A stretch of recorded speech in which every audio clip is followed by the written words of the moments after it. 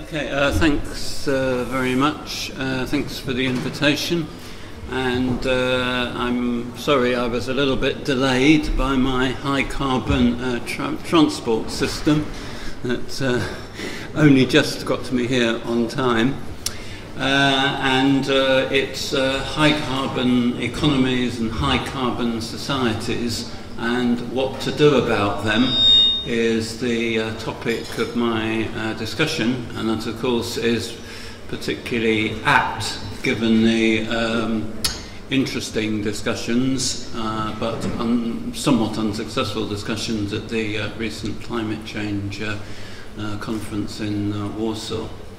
So it's sort of around some more broader issues to do with how to deal with high carbonism that my talk is considering. And in part I'm going to draw upon this book I did publish recently with Z Press called Societies Beyond Oil, and I'm going to sort of look at different aspects of that, including the kinds of alternative futures and the necessity to think alternative futures, develop scenarios of alternatives that I'm going to particularly consider towards the end of this talk.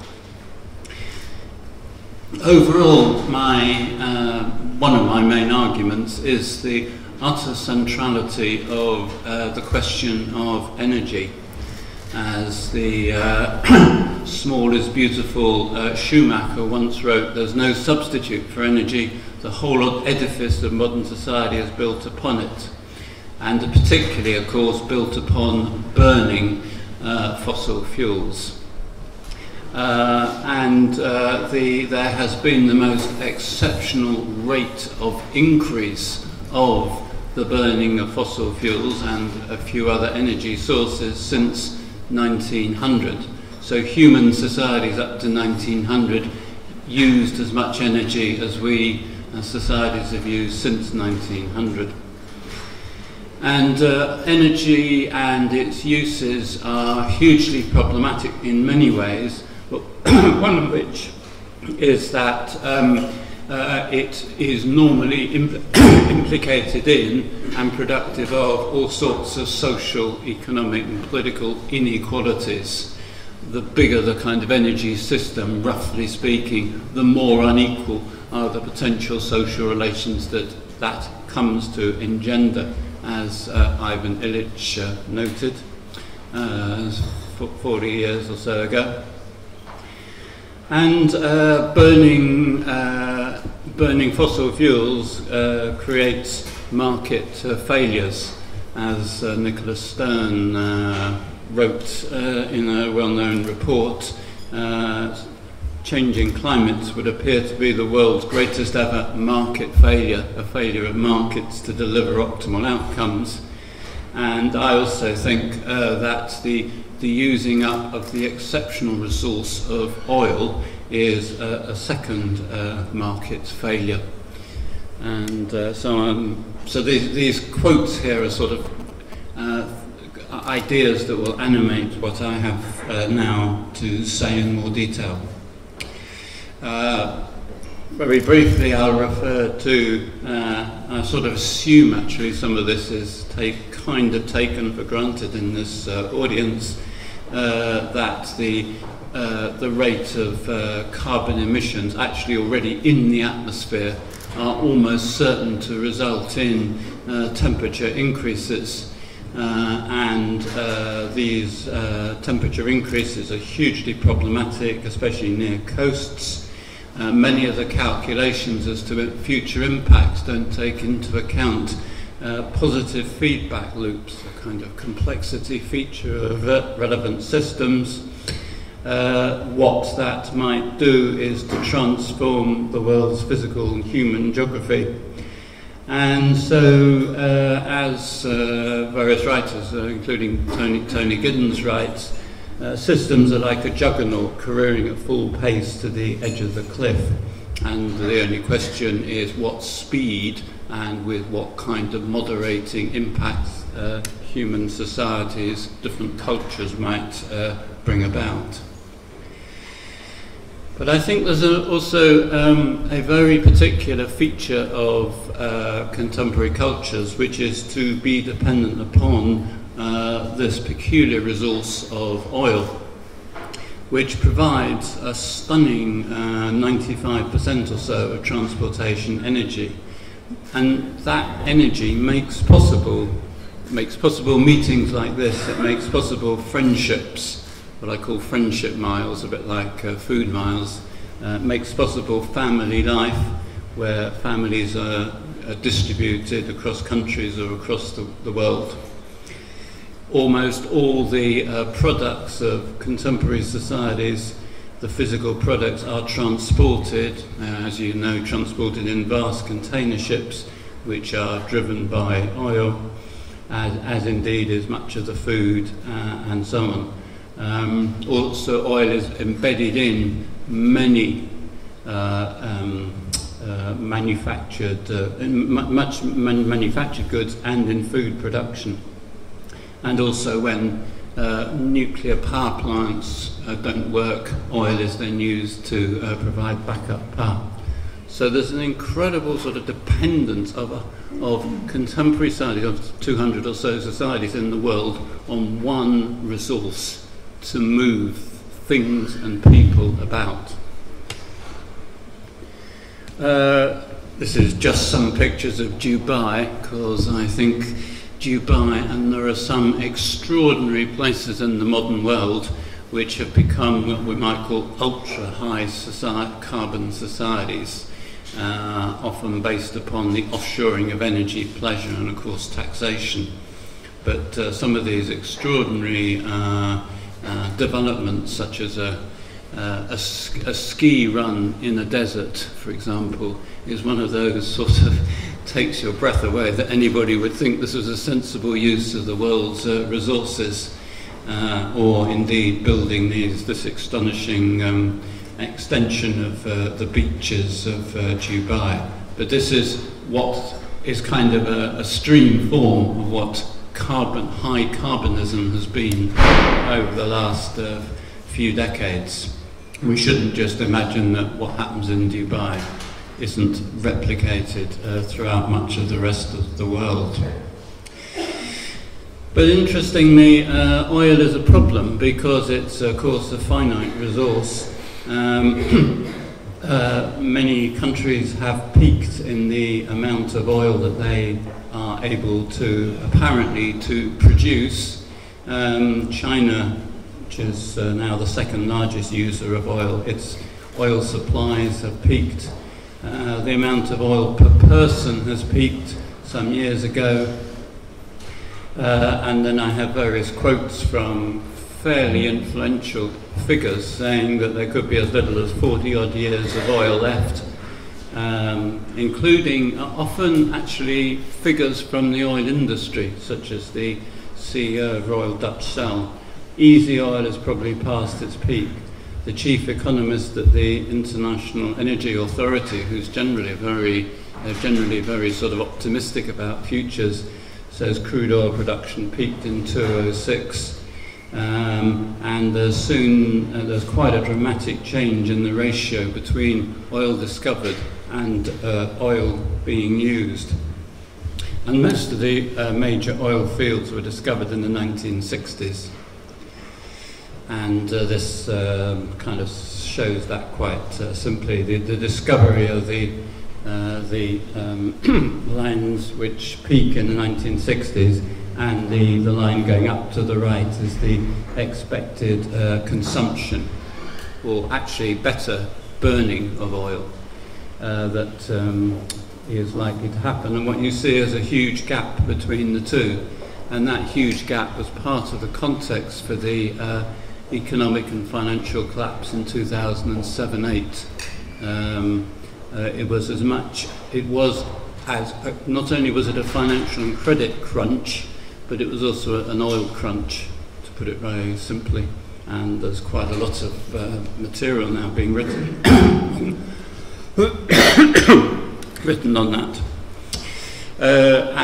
What there has been is a shift from what is often called easy oil to tough oil. These are the so-called tar sands, or oil sands as they've been renamed by the oil industry of Canada, Alberta. But you can see this is, and there are 4 or 5 other major forms of tough oil. So in all of that, there's a kind of lock-in to various systems which are dependent upon burning fossil fuels, one of which, namely oil, is a peculiarly significant in the sort of the mobility patterns and structures of the contemporary world. And in all of this, it's clear that human behaviour, the sort of cultures of human activity, are utterly central to the processes which have led to so-called global warming, which I don't think is a very good term, and also to the using up of the resource of oil. Human activities are complicit in all of this, and if the only way, in a way, to deal with it is to change the patterns and practices of human activity.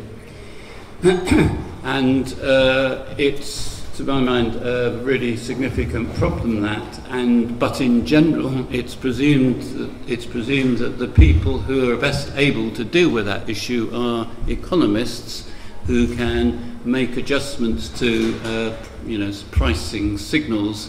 And if they make the right adjustments, then people will change their behaviour and the world will be saved, so to speak. But that seems to me not very satisfactory, and indeed that's of course a caricature.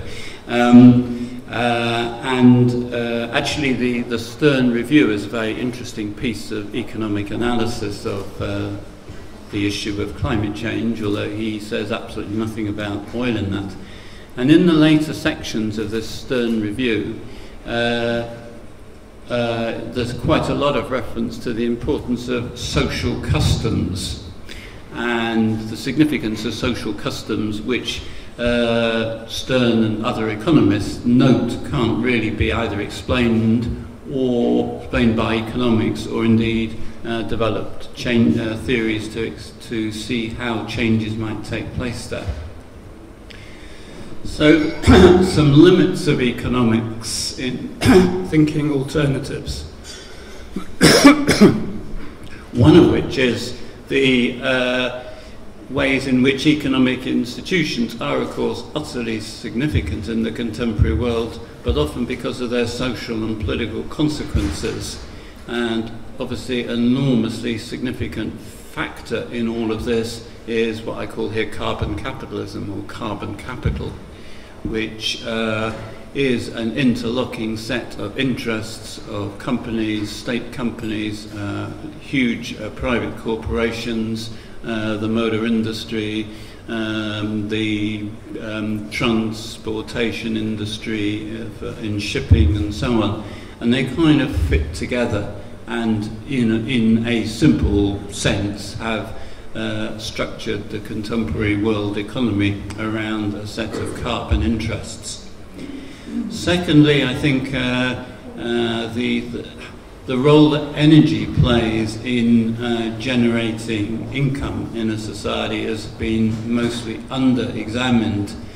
But if we take seriously the idea that carbon-based energy is a unique bundle of non-renewable commodities, then it almost certainly has been wrongly priced, hugely underpriced over the 20th century. The oil industry really began in 1901 in Texas, when the first oil gusher spurted out of the ground, and it looked like there was free, limitless, easy oil for sort of forever. Thirdly, most of the time people do not seem to behave and to be easily and plausibly understood as individually rational economic consumers. More they're creatures of social habit. And habit, of course, is something that is built into particular societies. It's built in, obviously, I guess people here have probably studied or written about this through media and advertising. And thus these habits can become widespread and embodied. as sort of social practices or social cultural practices, which are incredibly hard to kind of reverse. Of course, there are changes in habits that occur, especially new habits can develop, such as mobile communications. And there can be quite extraordinary changes where new things happen to develop. And often those new things are only significant if they become matters of fashion. And so it seems to me that if one thinks about, how could you develop low carbon culture and systems, these will only become significant if they become matters of new fashion spreading on a global scale, and hence it becomes a kind of changing cultures of a kind of low carbonism. So two kinds of theories that I think are useful to think about this. First of all, the idea of transitions of socio-technical systems, sometimes described as a sort of multi-level perspective, involves interrogating innovation through focusing upon niches, regimes and landscapes. And this perspective examines how to move beyond the kinds of ways in which contemporary systems are locked in by developing niches, such as electric cars, say, that may then turn into new regimes. So it sees the process of a transition as complex, complex has to be organized, involves multiple levels, and it involves as much to do with social practices, social patterns changing, as much as the sort of simple technological changes. And then secondly, there's a body of literature called social practice theory, which situates everyday practices, the elements of these practices, the material meanings and competences, as well as the interconnections between them at the center of developing low carbon transitions. So it's necessary to transform or replace the very social practices, and hence that would have the effect of reducing the demand for energy. Some of the sorts of high carbon social practices that analysts have been writing about include these and many others, including also academic conferences where visitors are invited from elsewhere, flown in at great carbon expense, and so on and so forth. Some of the interesting ones are perhaps things like showering daily, or the drinking foreign beers or wines, climate control rather than the use of clothing control, etc. So there are lots of sort of high carbon social practices which are kind of part of, kind of constitutive of the modern world, but which are very hungry of energy resources. And energy resources are formed into various kinds of systems, and so I sort of see systems as kind of complex, where systems are not in balance, where there are often positive feedbacks which often take systems away from equilibrium points, as many people say about the climate system. And that's the possibility of positive feedbacks that can take climate way away from any point of equilibrium. And Brian Arthur talks about how a new innovation, such as innovating a new set of low carbon systems, would involve a combination of many different elements, what we might call machinery, text, technology, materials, social organisation. They sort of they have to be brought together, and those often take lengthy periods to get assembled as a new system. So innovation, therefore, is often a lot of combinations, non-linear, and often highly unpredictable. This is just some examples, pictures of some mobility systems. The top left-hand corner picture, obviously from the United States, gives a sense of the scale of the systems that might be entailed. Incidentally, every day 85 million barrels of oil are burnt. 85 million barrels. A barrel is 42 US gallons. That is an enormous amount of resource, and it's an enormous amount of burning. And you can see a lot of it was burnt on that freeway. A portion of that was burnt on that freeway on that early morning in the US. But these are kind of big systems, and thus shifting from one to t'other is not a simple question, and it's obviously not just a question of individuals being persuaded to do one thing rather than another. So it's a question of thinking how is it that system changes happen. So as I've been saying, systems are huge. They're sort of simultaneously economic, physical, technological, political and social. It's the combination. So I've written a book on the car system, and so that the car system is kind of all of those things, and what I then call a socio-technical system. Systems often unpredictable, but they can get locked in for long periods of time. And also the bottom point, systems are clustered, they kind of fit together and kind of reinforce each other. And I think one thing that happened in the interwar period in the United States and North America was the development of a whole cluster of high carbon systems that kind of came to form the nature of modern life, of modernity, and they then spread through particularly into Western Europe and then Eastern Europe in the post-war period, and then throughout most of the rest of the world, almost all parts of the world. But it's this sort of cluster of high carbon systems. And making changes takes a long time.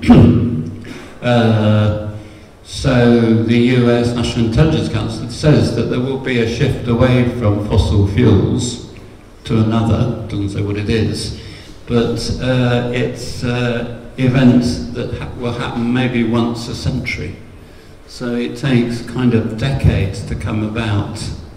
And I also very much like this quote from the futurist Buckminster Fuller, when he says, "You never change anything by fighting the existing reality. To change something, build a new model that over time will then make the existing model obsolete." So how can one build a new model or set of models or a cluster of new carbon systems that would somehow over time come to make the existing models obsolete? So various systems, therefore, I think, during the course of the fateful 20th century, irreversibly took the world into relatively uncharted territory. Positive feedback loops, generating peak oil, what people also increasingly talk about of peak water, peak food, a probable unsustainable population growth.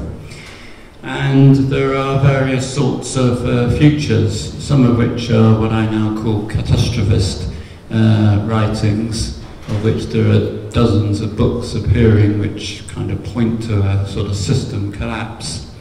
and various possible futures. And so what I want to now do is to say something about 4 possible futures. These are obviously incredibly simplistically drawn, and each require kind of books of writing and argument and research. So one possibility is that actually there is a solution, and there is what we might call a kind of magic bullet that would actually enable the patterns of high carbon, high energy, high mobility living across the globe in 200 or so societies actually to be achieved. And this would involve some new kind of system based probably on a new energy source. And there was some, around the turn of the century, there was a lot of speculation about hydrogen being the new energy source. Iceland, an interesting country in recent years, announced itself as the first hydrogen society, for example, and some of its buses ran on hydrogen in Reykjavik. But turning an interesting technology into a system which is transformative around the world is an incredibly difficult thing to imagine. And any such sort of what I call here perpetual motion system, or set of systems, would have to be already more or less it would have to be in laboratories and in prototypes and in kind of examples being already developed. There would have to be already a kind of culture of this new set of systems. And I don't think there's any evidence that there is such a system kind of sort of waiting in the wings and about to kind of take off. So, well, almost, yes. Oops. Yes, literally take off. This is a Virgin Galactic spacecraft, and it is just possible that this is not actually hydrogen fueled, but so a kind of extreme form. But in general, the perpetual motion requires the way in which oil became so significant in the early years of the 20th century, but it sort of took decades, actually from the first discoveries of oil in the Caspian area and in Pennsylvania, before it became a major source of powering up societies. So that's one possibility, but I think very unlikely. The second possibility is the one that I guess many of us in this room would be attracted by, and that is what I call here low carbon world, which is sort of the kind of world that Schumacher brilliantly wrote about in Small is Beautiful in the early 1970s. Also Ivan Illich and other futurists and so on, environmentalist futurists, wrote about in the early 1970s. There are a number of features, I think, of sort of low carbon worlds. There would have to be a number of very powerfully different features. So it would require measuring economies in ways which are not through measurable GDP. Almost certainly it would involve a kind of lower level of measured income, but possibly higher well-being. Almost certainly it would require less inequality, I think the implications of inequalities for low carbon are seriously problematic, and also the tendency to organise a lot of economic and social life through offshoring of manufacturing and taxation and waste and so on is, I think, something which is massively problematic for developing low-carbon worlds. It would also involve re-engineering the nature of success as much more local, or it would relocalize the necessity, it would necessitate relocalizing success as sort of local. It would require transforming vast stretches of suburbs throughout the world. It would involve relocalizing friendship and family. So friends and family, or friends, would be chosen from down your street, not from the other side of the globe. Work, education, innovation would be localized, and so on. So that's a hugely demanding set of sort of social, cultural, economic transformations, and it's sort of difficult to see how people would voluntarily make that shift, although there are one or two small indicators that some of that, in relationship to the rising price of oil, shortages of oil and rising price, may engender some of that. For the first time in decades, there's been a fall in the measurable mileage travelled on US roads.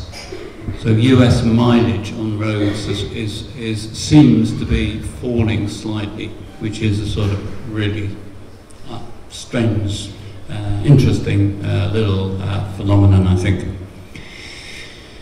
So as I said about low carbon practices, friends would be chosen nearby, families would not move away, work would be found nearby, seasons would determine food consumption, so it would be less of a kind of supermarketization of the world.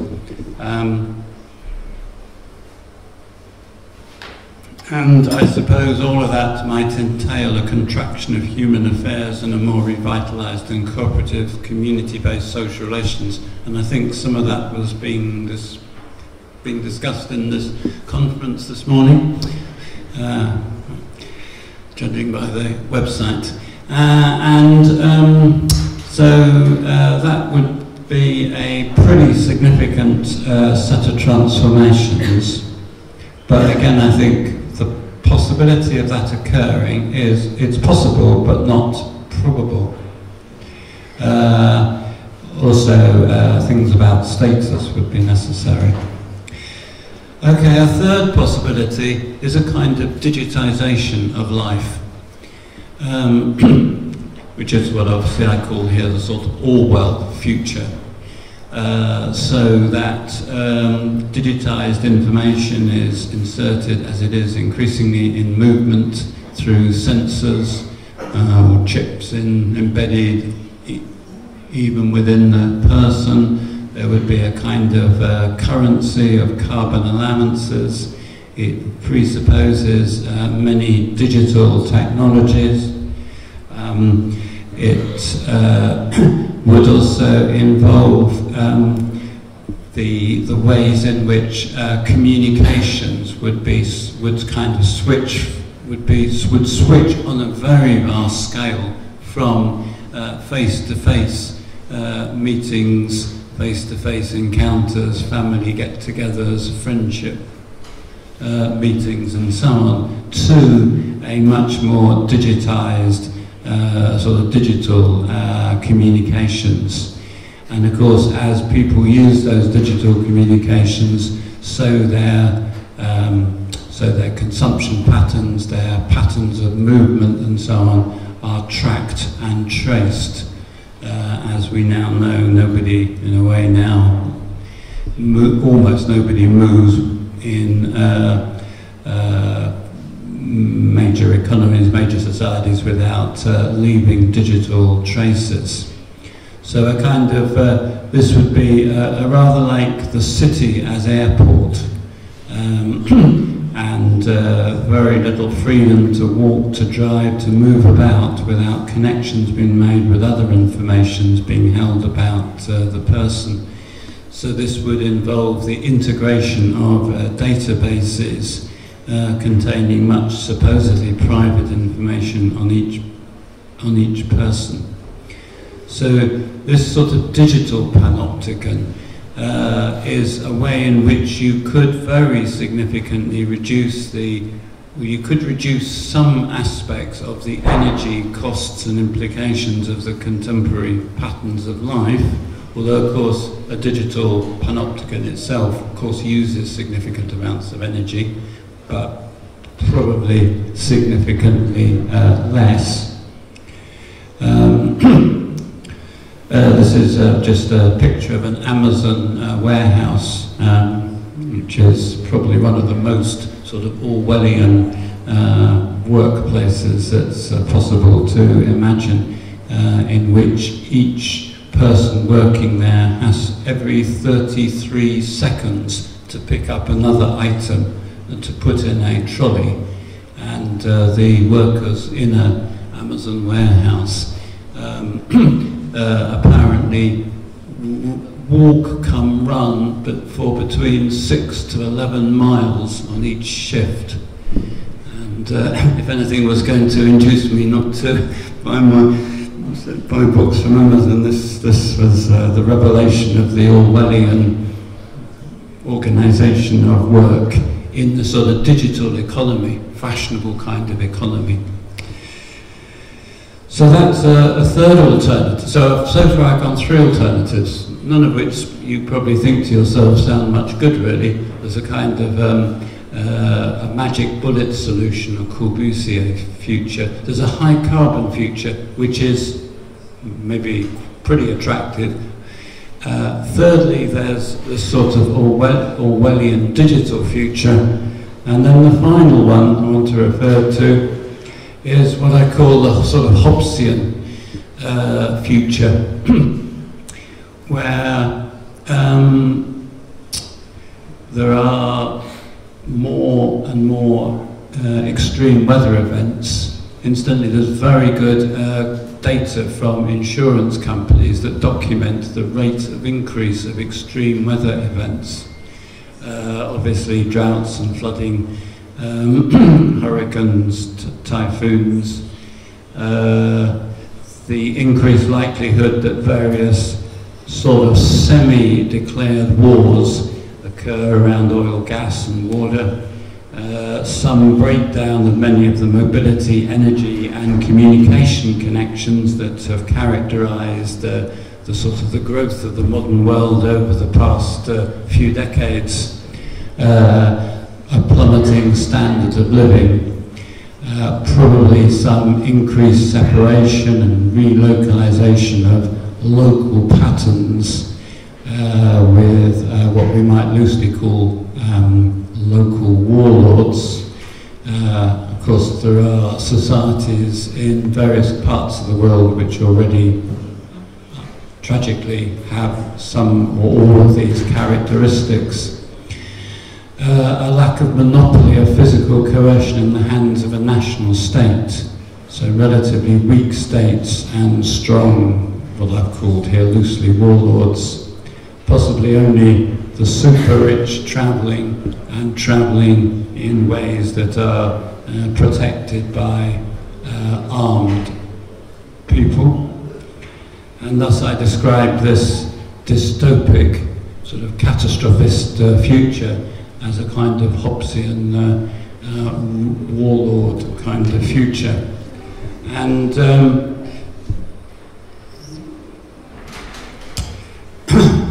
and of course there was this well captured in Mad Max 2, which is a very interesting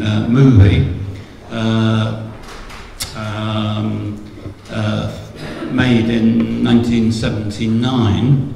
The Mad Max series started, the first one was a bit earlier, 1979, and what was it all about? But it was all about war over oil. This was what was being fought over, was oil, and it came out of what's often called the first oil crisis in the early 1970s, and led to many actually interesting innovations in the 70s to do with trying to reduce the oil use and to reduce the sort of carbon impact of people's lives. There were car-free days. The President Jimmy Carter put solar panels on the White House. There were many different kinds of innovations with regard to how to move beyond or past an oil-based society. So it's a kind of, the 1970s was an interesting period of cultural experimentation, which then, with the, I suppose, the onset of so-called neoliberalization, sort of got lost, or got reversed in a systematic way. So I rather like this quotation here from James Lovelock, who's the British NASA scientist who wrote all the books on Gaia, Return of Gaia and so on. He's a very interesting figure. And he argues, or asks, so is Western or Eastern or global civilization doomed? Will this century, the 21st century, mark its end with a massive decline in population, leaving a few survivors in a torrid society ruled by warlords on a hostile and disabled planet? And he has a number of recent books which have kind of elaborated this dystopic vision, which in some ways sort of draws on some of these sorts of images and notions from Mad Max too. And so my story here is a story of different centuries. The problem was the 20th century, I believe. I mean, maybe the previous centuries as well, but certainly the 20th century. I like very much Milton Friedman's quotation that there's no such thing as a free lunch. And in relationship to energy, there's absolutely no free lunch. Although sometimes the cost of the lunch is not paid by those who are the consumers of the lunch. So in the 20th century, what came to develop was an exceptional interdependent set of high carbon systems, particularly stemming from the use of oil and later gas in the United States, which, you know, was very significant in innovation and the early developments of car and truck transportation, the whole sort of technology of highway construction and so on. The innovation of in 1956 of the container which now is used to transport goods around the world. And we might say that the 20th century operated in a way as though that whole century was a free lunch to be enjoyed at the expense of following centuries, and especially the 21st century. So now we're in the 21st century, we seem to find that there are no very good outcomes at all, just degrees of bad or problematic outcomes. And so my proposal is that there are, to put it very simplistically, 4 possible futures: Schumacher or Orwell, or Corbusier, or a Hobbesian war of warlord against warlord. And on that point I will stop.